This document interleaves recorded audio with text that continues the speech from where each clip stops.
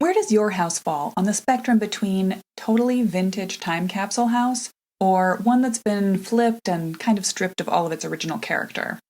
Today we're going to talk about how you can deal with either situation or wherever you find yourself on the spectrum between them. Hey there, and welcome back to Mid-Mod Remodel. This is the show about updating MCM homes, helping you match a mid-century home to your modern life.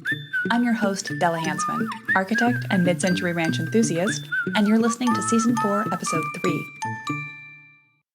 Today we're talking about the dichotomy found in mid-century homes between those that are nearly original with all of their vintage details intact, for better or for worse, and those that are essentially shells of their former selves after an encounter with an over-enthusiastic house flipper or 90s home overhaul. This all ties in with the Season 4 theme of an overview approach to the process of updating your MCM home. We're also going to be getting into planning for accessibility and sustainability when you renovate, how to plan updates for your mid-century yard, and how to create a style guide to keep your home update on track, whether your plan is for a rapid remodel or a long-term overhaul project list of updating tweaks. Speaking of having multiple approaches to a remodel, some of what will drive your approach to updating a mid-century home will be your personal MCM style. Some people really dig the vintage vibe and are looking to keep a time capsule house pretty much as is and fill it up with restored furnishings and decor that could have been found in their or my grandparents' house. If that's you, more power to you. Others are more drawn to a modern minimalist aesthetic but want to spice it up with mid-century elements, color, artwork, etc. And in between those two extremes are people who like the philosophy, the color schemes, the design ideas of the mid-century period, but still plan to update their home a bit to match modern life. I fall into that middle category, and I suspect many of you do too. But if you need a little assistance both IDing your spot on the spectrum and some fun inspiration tailored to your personal style, take my free mid-century style quiz to zero in on your own taste. It'll only take you about a minute, if you're decisive, and when you're done, I'll send you a style guide that's aligned just for your taste. Grab that at midmod-midwest.com/stylequiz, or you can find a link in the show notes. Find those notes with any other links I may reference and a handy summary of everything I'm about to say on my website at midmod-midwest.com/403. By the way, where you fall on that style spectrum probably won't directly correlate to wanting to find a vintage time capsule versus a flipped house. That is, if you love vintage, you might be looking for an unmodified single-owner house to love. But if you lean to the modern end of that MCM spectrum, you won't be drawn to a flip. And that's because a house that has been chipped and flipped, so named for the HGTV approach popularized by Joanna and Chip Gaines, where they come into a house, paint all the brick white, add faux timber ceiling beams and rustic barnboard accent walls and shutters, and choose shaker cabinet doors for every opportunity, has pretty much nothing to do with mid-century style or homes, but is now applied everywhere. I should be clear, there's nothing wrong with the style they like in a house that was built in the 1930s, or in a character-free home from the 1970s or later that was previously just a container of drywall and vinyl siding, which needs something added. But their trademark farmhouse chic is never a good match for a mid-century ranch. Unfortunately, it is the go-to style for house flipper inspiration. I could rant about chipped and flipped homes all day, but it doesn't really get us anywhere. Today, let's talk about what you can do with your home, regardless of where it falls on that spectrum. In the 70-plus years since the mid-century ranches were built by the millions across America, these houses have had a lot of different stories, different owners, different histories. Some have been well-maintained, others not so much. Some have changed hands multiple times over the years, and some have been in a single family since the day they were built. It's certainly true that many are changing hands right now, and over the last 10 years as the greatest generation owners and even baby boomers move on from single-family living, and the ranches they once lived in are occupied by new owners like you and me. What you do with your ranch depends a lot on what kind of shape it's in when you move in, and like everything I talk about, it's kind of a spectrum between two opposing states that we've been discussing. I'll discuss these as opposites, the extremes in question today, to give you a sense of the most intense cases, but the odds are that your own mid-century ranch will fall somewhere in the middle between the two.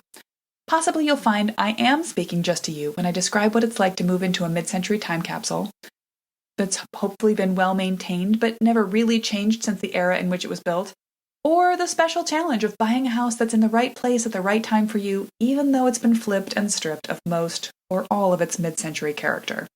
If you love mid-century houses, you'll be looking for a way to reset that house to match its origins. I'm kind of a remodeling optimist, so we're going to talk about the positives either way. If you live in a truly vintage mid-century house, you get to play up as much of its original detail as possible and still feel minimal guilt when making necessary modifications to elements of the house that are over 70 years old. Some of them might be required for basic maintenance, and while you're doing maintenance updates, you can make choices about the house to further tailor it to your own life and preferences. On the other hand, with a house that's been completely stripped of its original character, you don't have to worry about whether it's right or wrong to change an original detail. It's been changed. You can choose your own adventure of mid-century modern charm and go from there. You also get to benefit from some of the choices made by the flipper. Hopefully they aren't all heinous, and work they've done like replacing a roof or a furnace. That's unsexy, not fun remodeling anyway, and it's money and effort you don't have to spend. So, congrats. If you are lucky enough to land a house that's had only 1 or 2 owners over the years, and if those owners didn't feel the temptation to overhaul their home in the 80s or 90s too much, you have an interesting proposition in front of you. Let's talk about that style first. That's what I was looking for and what I chose for my own home, which is a 1952 ranch that had been owned by just 2 families, one for 10 years and another since the mid-60s. It's been well maintained, and very few things about it have been changed. The windows had recently been replaced before I bought it. Now, I don't adore the choice the previous owner made, but he chose good quality windows that are environmentally friendly and now work well. And I didn't have to worry about making a sizable investment in an energy-efficient update to the house right away. Now it's kind of one of my regrets because the windows were replaced in a very workmanlike manner. Design-wise, it's uninspiring, and if I had to do myself, I would have made different choices. But on the other hand, my reasoning wasn't wrong. The windows were well replaced with high-quality product, and it would have been a stretch for me to afford that right after purchasing the house. I chose to make some fairly significant changes to the status of the original house, some for style preferences, and some for practicality. For example, I had a semi-finished basement, one of those knotty pine specials with asbestos glue, linoleum directly on the concrete floor, and some pretty wild settler-themed wallpaper in a few spots. I ended up deciding to demo the entire basement right down to the concrete walls and wooden post structure. There were some original sins built into the design, and as I dug deeper, there was clear proof that there had been water issues for a long time and there was a burgeoning mold problem. Not cool. I did try to salvage as much as I could from the previous basement. I haven't used it yet, but I saved all the knotty pine siding from that space. That's another benefit of updating a vintage house yourself. Even if you choose to tear out something original, you can save and salvage the pieces that interest you. Whereas if you buy a house that's been flipped, the things that are gone are long gone, in the trash or hopefully at the restore before you ever came on the. When you have access to the original parts, you can choose to reuse them. For example, I'm very excited to work with a new client who actually lives in my own neighborhood. She'll be updating her mid-century ranch, and she does want to replace the original kitchen. It just doesn't lay out and work the way she'd like it to. We've talked about the problems of mid-century kitchen layouts before. But here's the upside. A few years ago, she made a hasty decision to renovate a bathroom and put in a modern counter, which has not held up over the last few years, and she now regrets. She plans to salvage her kitchen cabinets and put them back into the bathroom, which is an amazing idea that she came to me with. I'm delighted by this because I know that those original built-ins are of good quality and will stand out well for the next several decades. Plus, it'll help that bathroom go back to the vintage modern style she now loves. When you're working with a time capsule house, you have a lot of options to choose what to keep and what to replace. Make the most of original features. If you have any original wood paneling, wood floors, wood anything, play that up. And as always, stick to my rule of thumb. If it hasn't been painted before, please don't paint it now. Don't paint your brick and don't paint your woodwork if you can possibly avoid it.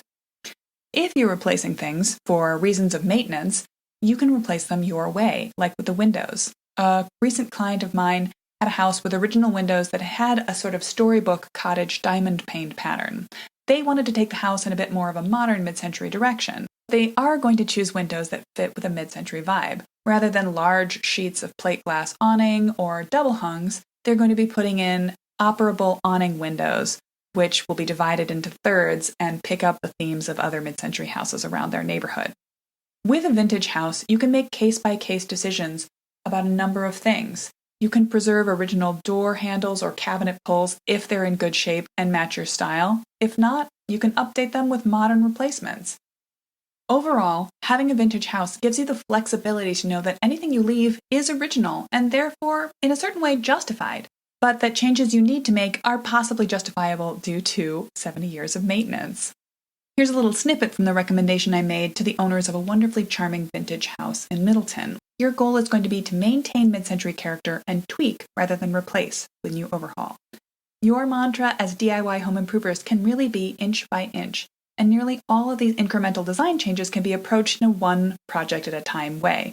So follow your inclinations as you prioritize your changes. One of the biggest recommendations I made for them was actually to refinish some of their furniture purchased for a previous house to match the original wood found all over their new old home. The bottom line is that when you get a house that's fully intact, you get to decide what to keep and what to let go of. And even if you decide the layout of some of the house isn't working for you, you get access to the salvaged materials, and you can make every one of those choices carefully yourself. But what about the opposite? Remember how I said I'm a remodeling optimist? I also see some benefit to working on a house that has had a lot of its character stripped away. Now, that's not to say I ever advocate for doing that on purpose. It's just that if that's the case for your home, I can help you. Don't despair. I do get really frustrated by the way that so many mid-century ranches have been steered away from their original design ethos over the decades. And frankly, this can happen today just as easily as it has in the past. One of the interesting things about my sister's Zillow search is how easily you can identify when a house was remodeled by what was done to it. And the prevailing basic style trend today is of whitewashed farmhouse chic. Unfortunately, it's a very bad match for a mid-century house. I just got a call from someone who wants to renovate a tiny, adorable vintage house in Florida. They came to me looking for a strong design move because all the contractors they've talked to so far quote them shaker cabinet kitchens. Here's what I have to say about that. No. Shaker cabinets are great. The original shaker design had an aesthetic to die for. It's simple, elegant, focused on craft and material. Those are actually some ideas it shares with good mid-century design. But their style is not mid-mod appropriate, and it doesn't match well with a ranch. Any more than a dark oak and shiny fluted brass light fixtures floral printed wallpaper popular in the 1980s did. So when I see a house that's been updated this way appear on Zillow, I hope that it's going to end up in a family that will like it and not really know the difference. Some people don't think that much about design, but it kills a little bit of my heart. For you, dear listener, to mid-mod remodel, I assume that a house like that will say to you, please, rescue me. So let's talk about how to do just that. When many of the previous mid-century original details for your interior, especially in kitchens and bathrooms, have been completely removed by previous remodels, you have a lot of opportunity. If your woodbook has been painted or even replaced, the handles and light fixtures are gone, what you have is the layout of a mid-century ranch. And then you get to make your own choices without being bound by concerns about preservation. You don't have to feel guilty about replacing anything. You can take a modern but mid-century approach that can actually bring a house a more Dwell magazine style vibe than a vintage house will have. Here's what I recommend to bring as much of a mid-century vibe back to the house as possible. Reintroduce wood. Slab panel cabinets in the kitchen and bath. Play with perhaps a colorful accent wall or a wood one. Look for vintage-inspired door handles, cabinet handles, light fixtures, and tiles, but don't feel like you need to go retro. You can borrow from the modernist concept of using materials simply to beautiful effect. If your doors have all been replaced with panel doors, as I see in many mid-century houses, you might not choose to replace them, but you could choose to pull off the fluted trim and replace it with simple ranch profiles. You could even look for someone else's dropped off at Restore set of plywood slab panel doors. You don't have to feel married to the flipper's choices as you add to new parts of the house either. If you're going to do a small addition, that can be the place where you start reestablishing your style beachhead, and then you can later bring it back into other parts of the house. Don't be afraid to add in bold mid-century accents. You can do a lot with furniture, with wallpaper, with coloration, with light fixtures. You can have a lot of fun with this and treat the house basically as a blank canvas. So, on which end of the spectrum does your house fall? Send me an Instagram direct message or drop me an email to let me know. We can do a little informal survey. To recap, you can make the most of your house regardless of what has happened in its past. If you come across a time capsule house, you'll be able to make the update choices that matter most to you and let the rest of the house rest on its vintage credentials. Oh, that little telephone nook? Yes, it is original. If you fall for a home that has had significant modifications over the decades, then you get the fun of reintroducing it to its roots, and there's a lot of joy in that process. Don't forget to download the style quiz to figure out where you fall on the spectrum from vintage to modern mid-century fan. Grab it and the rest of the show notes at midmod-midwest.com/403. As always, I'd love you to help new listeners find the show by adding a rating and review. Let me know what you'd like to hear more about. Don't forget to subscribe to the podcast to make sure you never miss an episode. That's it for today. Catch the show next week to find out how you can sneak a little cutting-edge sustainability into your home as you update. This is a passion project of mine and something I bring up with every remodeling client, so I can't wait to dish. Till next time, Mid-Mod Remodelers.